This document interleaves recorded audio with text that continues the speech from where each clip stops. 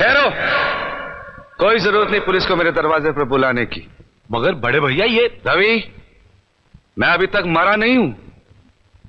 घर की छोटी मोटी उलझने मैं खुद सुलझा सकता हूं।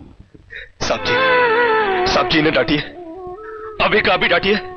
अरे छोटी मालकिन के गहने चोरी हो गए और ये लोग हम पर शक कर रहे हैं। ये लोग सोच रहे हैं कि वो गहने हम कहीं बेच आए।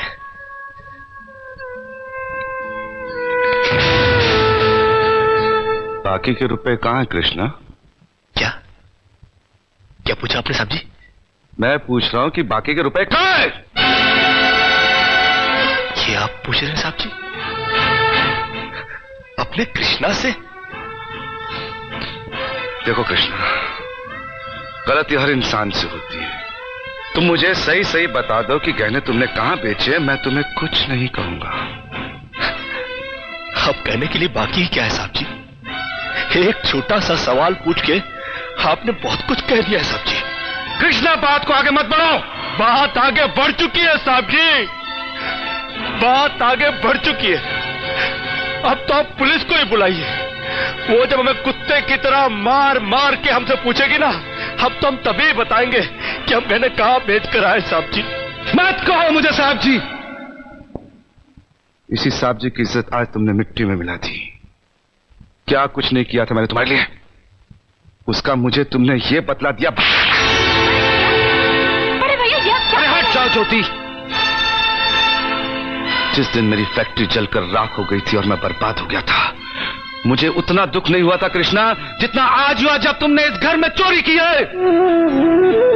साहब जी, बचपन में जब हमारे माँ बाप मर गए थे ना और हम अनाथ हो गए थे ना, तब भी हमें इतना दुख नहीं हुआ था जितना दुख हमें आज हुआ है जब आपने हमें चोर कहा साहब जी।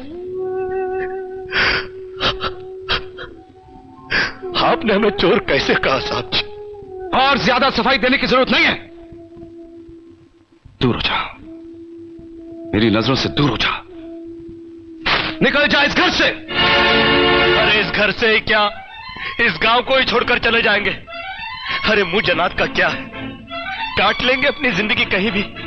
इतने साल इस घर में बेफिक्री से ये समझकर काट लिए कि साहब जी का हाथ है हमारे सर पर।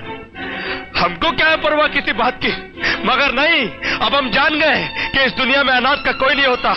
हम जा रहे हैं साहब जी और इस घर में कभी नहीं आएंगे। अभी निकल जा।